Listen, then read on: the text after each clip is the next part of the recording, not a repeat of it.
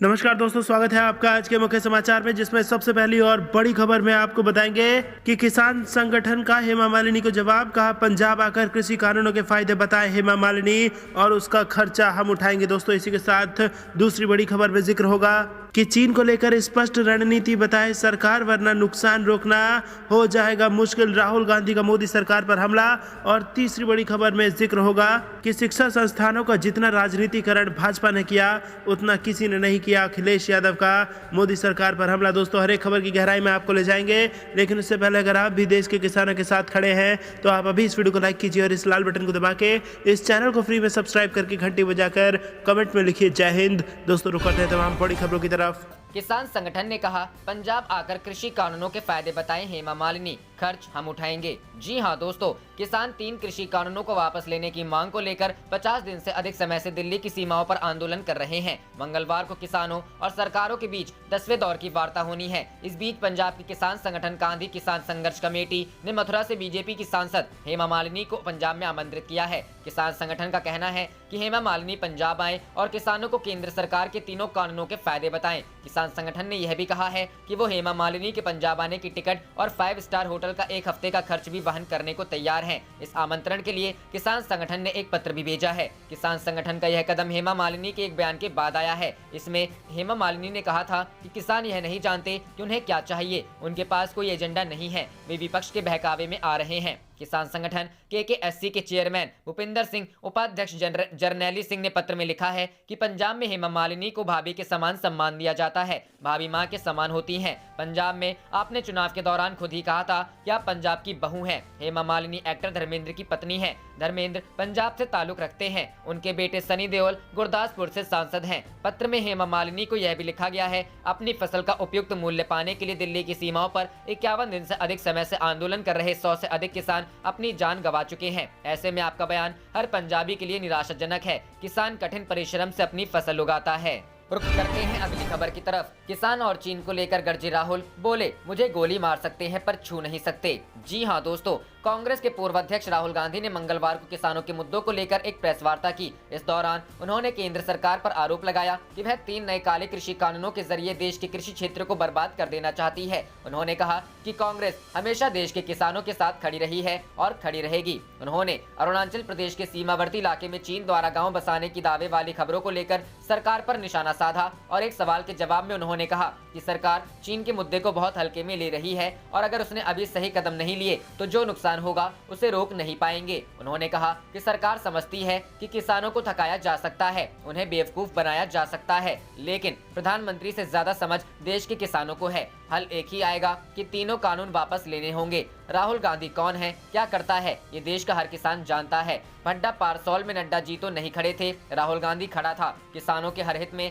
कांग्रेस शामिल रही। नड्डा जी कहाँ थे, मुझे तो नहीं दिखे। मेरा चरित्र है, मैं नरेंद्र मोदी या किसी से नहीं डरता। उन्होंने कहा मेरा चरित्र है, मैं डरता नहीं हूँ, मैं साफ सुथरा आदमी हूँ, मुझे ये लोग छू नहीं सकते। गोली मार सकते हैं पर छू नहीं सकते। मैं देशभक्त हूँ, देश की रक्षा करता हूँ और करता रहूंगा। जिस चीज के लिए देश 70 से 80 साल पहले लड़ा था, आज फिर वही हो रहा है। मेरी बात मत मानो, जब गुलाम बन जाओगे तब मानना। उन्होंने कहा कि अब इस देश को 4-5 लोग चला रहे हैं। ये लोग देश के प्रधानमंत्री के करीबी हैं। सरकार कृषि क्षेत्र को भी इन्हीं के हाथों में देना चाहती है। राहुल गांधी ने कहा चीन हिंदुस्तान की कमजोरी देख रहा है, समझ रहा है, उसकी साफ कूटनीतिक रणनीति है और वह दुनिया को अपने हिसाब से आकार देना चाहता है। भारत के पास कोई रणनीति नहीं है, कोई विजन नहीं है। चीन ने भारत को 2 बार टेस्ट किया है, एक बार डोकलाम में और एक बार लद्दाख में। भारत ने अगर चीन को साफ संदेश नहीं दिया, स्पष्ट रणनीति नहीं बनाई तो चीन चुप नहीं बैठेगा और इसका फायदा उठाएगा, और जब फायदा उठाएगा तब नुकसान हो जाएगा और तब आप इसे रोक नहीं पाओगे।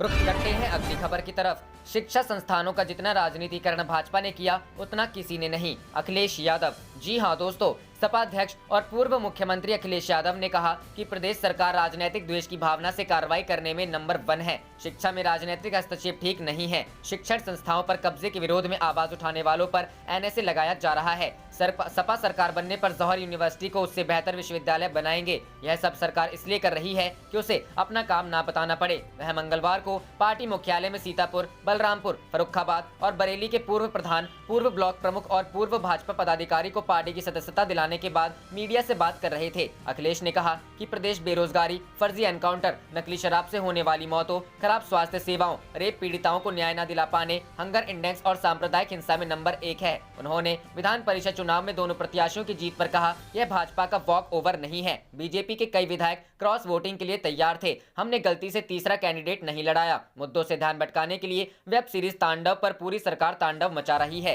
हालांकि उन्होंने अभी फिल्म नहीं देखी है। सरकार गणतंत्र दिवस के मौके पर किसानों की बात मान ले। संविधान के लिए इससे बड़ा सम्मान और कुछ नहीं हो सकता। विधान परिषद में सावरकर की फोटो लगाने पर हो रहे विवाद पर उन्होंने कहा कि देश की आजादी में किसका योगदान रहा है, इस पर बहस जरूर होनी चाहिए। ऐसे लोग भी हैं जिन पर कई आरोप लगते रहे हैं। उन्होंने राम मंदिर निर्माण पर कहा कि हम हिंदू परंपरा की वैदिक पुरानी चीजों को मानने वाले हैं। हम किस भगवान की पूजा करते हैं, इसका किसी से क्या मतलब है। उन्होंने कहा कि देख लीजिएगा, जनहित के मामले निपटाने में सरकार के सर्वे में फिसड्डी 1.5 दर्जन अधिकारियों पर कोई कार्रवाई नहीं होगी।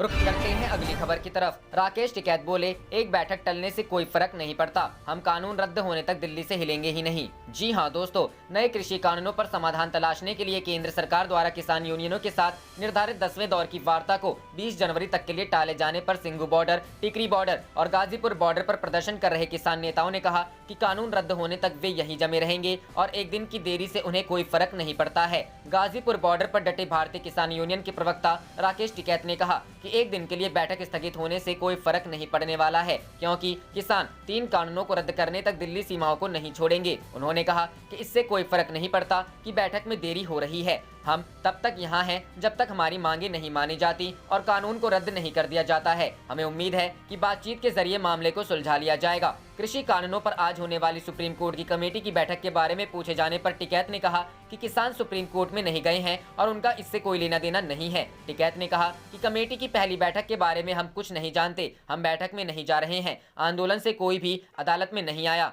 सरकार अध्यादेश के माध्यम से इन कानूनों को लाई और बाद में उन्हें सदन में पेश किया गया। इन कानूनों को ऐसे ही रद्द किया जाना चाहिए जिस रास्ते से वे आए थे। वहीं सिंघू बॉर्डर पर प्रदर्शन कर रहे किसानों ने भी टिकैत की बात का समर्थन करते हुए कहा कि जब तक कानून रद्द नहीं किए जाते तब तक वे दिल्ली की सीमाओं को नहीं छोड़ेंगे। पंजाब के पटियाला जिले के एक किसान गुरदयाल सिंह ने कहा कि वह लगभग 2 महीने से सिंघू बॉर्डर पर विरोध प्रदर्शन कर रहे हैं और कानून वापस होने के बाद ही वापस जाएंगे। उन्होंने कहा कि सरकार ने हमारे लिए जो मिठाई तैयार की है हम उसे खाना नहीं चाहते हैं, फिर वे इसे खाने के लिए क्यों मजबूर कर रहे हैं। हम केवल कानूनों को रद्द करवाकर ही वापस जाएंगे। रुख करते हैं अगली खबर की तरफ। आम आदमी पार्टी के स्वयंसेवक 26 जनवरी को किसान ट्रैक्टर परेड में होंगे शामिल। जी हां दोस्तों, आम आदमी पार्टी की पंजाब इकाई ने मंगलवार को कहा कि पार्टी 26 जनवरी को दिल्ली में किसानों के ट्रैक्टर परेड में हिस्सा लेगी। आपकी पंजाब इकाई के अध्यक्ष भगवंत मान ने यह घोषणा की। इसी दौरान उन्होंने यह भी दावा किया कि किसानों का प्रदर्शन दुनिया का सबसे बड़ा प्रदर्शन बन गया है, क्योंकि इसमें शांतिपूर्ण तरीके से बड़ी संख्या में लोगों ने हिस्सा लिया। मान ने कहा कि राज्य के प्रत्येक गाँव से पार्टी के स्वयंसेवक ट्रैक्टर के साथ परेड में शामिल होंगे। संगरूर के सांसद ने एक बयान में कहा, आप इस प्रदर्शन में एक राजनीतिक पार्टी के रूप में नहीं बल्कि एक किसान के रूप में शामिल होगी। वहीं उन्होंने यह भी दावा किया कि यह पार्टी आम लोगों की पार्टी है और जिनमें से ज्यादातर किसान और श्रमिक हैं। उन्होंने कहा कि यह लड़ाई सिर्फ 3 काले कानूनों को वापस लेने की लड़ाई नहीं है, बल्कि देश की संविधान की रक्षा करने की लड़ाई है। उन्होंने कहा कि शांतिपूर्ण तरीके से ट्रैक्टर मार्च निकालना किसानों का संवैधानिक अधिकार है, लेकिन सरकार इसे छीनने की कोशिश रही है। मान ने भाजपा नीति सरकार पर आरोप लगाया कि सरकार किसानों के प्रदर्शन को कुचलने के लिए सभी तरह के हथकंडे अपना रही है। 3 नए कृषि कानूनों के खिलाफ प्रदर्शन कर रहे विभिन्न किसान संगठनों ने कहा है कि वे दिल्ली में गणतंत्र दिवस के अवसर पर ट्रैक्टर रैली निकालने के प्रस्ताव पर आगे बढ़ रहे हैं। उन्होंने घोषणा की है कि वे दिल्ली के आउटर रिंग रोड पर ट्रैक्टर रैली निकालेंगे। रुख करते हैं अगली खबर की तरफ। तमिलनाडु में डीएमके कांग्रेस बनाएगी सरकार, बीजेपी के साथ एआईएडीएमके को मिलेगी करारी हार। जी हां दोस्तों, तमिलनाडु में सत्तारूढ़ ऑल इंडिया अन्ना द्रविड़ मुन्नेत्र कड़गम को आगामी विधानसभा चुनाव में हार का सामना करना पड़ सकता है, क्योंकि द्रविड़ मुन्नेत्र कड़गम और कांग्रेस का गठबंधन इस बार बहुमत के आंकड़े को आसानी से पार करने को लेकर तैयार है। यह बात कई राज्यों के आगामी विधानसभा चुनाव से पहले किए गए INSC वोटर सर्वे में सामने आई है। सर्वे के अनुसार तमिलनाडु में डीएमके के नेतृत्व वाले यूपीए को 234 सदस्यीय विधानसभा में 162 से अधिक सीटें मिलने का अनुमान है। सर्वे में भविष्यवाणी की गई है कि MK स्टालिन के नेतृत्व वाली डीएमके कांग्रेस गठबंधन इस बार राज्य में 162 सीटों पर जीत दर्ज कर सकती है, जबकि इसे 2016 के विधानसभा चुनावों में महज 98 सीटें मिल पाई थी। यानी आगामी चुनावों में गठबंधन को 64 सीटों का फायदा मिलता दिखाई दे रहा है। सर्वेक्षण में यह भी कहा गया है कि AIADMK, बीजेपी और अन्य के नेतृत्व वाले सत्तारूढ़ एनडीए को विधानसभा चुनाव में भारी झटका लगेगा। सर्वे में सामने आया है कि 2016 के विधानसभा चुनावों में 136 सीटें जीतने वाले एनडीए को इस साल महज 64 सीटों के साथ संतोष करना पड़ सकता है और अगर ऐसे ही परिणाम रहते हैं तो इस गठबंधन को 72 सीटों का भारी नुकसान उठाना पड़ेगा। वहीं सर्वे में सामने आया है कि सुपरस्टार कमल हसन द्वारा लॉन्च की गई नई पार्टी MNM चुनावों में अधिक सेंध लगाने में सक्षम नहीं हो पाएगी और उसे राज्य में महज 2 सीटें मिलने की संभावना है। सर्वेक्षण में यह भी कहा गया है कि AMMK राज्य में 4 सीटें जीत सकती हैं जबकि अन्य 2 सीटों पर जीत दर्ज कर सकते हैं। रुख करते हैं अगली खबर की तरफ। किसानों के मुद्दे से ध्यान हटाने के लिए भाजपा तांडव पर करा रही तांडव, अखिलेश। जी हां दोस्तों, सपा अध्यक्ष व पूर्व मुख्यमंत्री अखिलेश यादव ने कहा कि भाजपा के वादों और सुशासन के दावों की पोल खुलने लगी है। मुख्यमंत्री के स्टार प्रचारक का तमगा भी फीका पड़ने लगा है। किसानों का भाजपा से मोह भंग हो गया है। उन्हें विश्वास हो गया है कि उनके साथ किए गए वादे कभी पूरे नहीं होंगे। किसान को फसल की लागत का द्योढ़ा मूल्य नहीं मिला। MSP और आय दोगुनी करने के नारे थोते सिद्ध हो चुके हैं। भाजपा किसानों के मुद्दे से ध्यान हटाने के लिए तांडव पर तांडव करा रही है। अखिलेश ने सोमवार को जारी बयान में कहा, हाल ही में एक सर्वे में साबित हुआ कि मुख्यमंत्रियों के कामकाज की लिस्ट में उत्तर प्रदेश का 10वां नंबर भी नहीं है। इससे स्पष्ट है कि भाजपा के मुख्यमंत्री अपनी जमीन खोते जा रहे हैं। सीएम अपनी प्रशंसा में जो दावे करते रहे हैं उनकी कलई भी इस सर्वेक्षण से खुल जाती है। किसानों को ना तो धान का समर्थन मूल्य मिला है और ना ही समय से भुगतान हुआ है। उसका धान 900 से 1100 रुपए में बिक गया है। गन्ना मूल्य घोषित नहीं हुआ, बकाया भुगतान भी नहीं मिला है। फसल बीमा में किसान को नहीं बल्कि बीमा कंपनियों को फायदा हुआ है। उन्होंने कहा कि वास्तविकता में धान 6% किसानों से जबकि 94% बिचौलियों से खरीदा गया है, यानी उत्पादन का कुल 6% MSP से खरीदा गया है। अखिलेश ने कहा कि किसानों के हित में तीनों कृषि कानूनों को वापस लिया जाना चाहिए।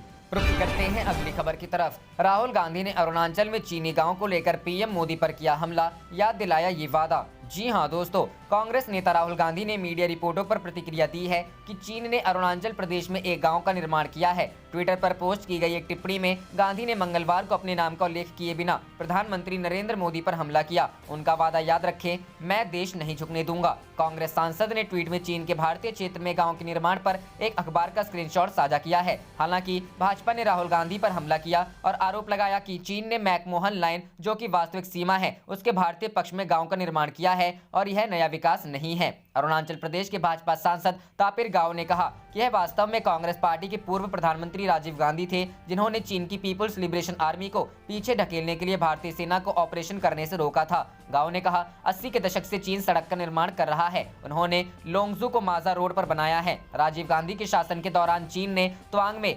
समुदोरोंगचू घाटी पर कब्जा कर लिया।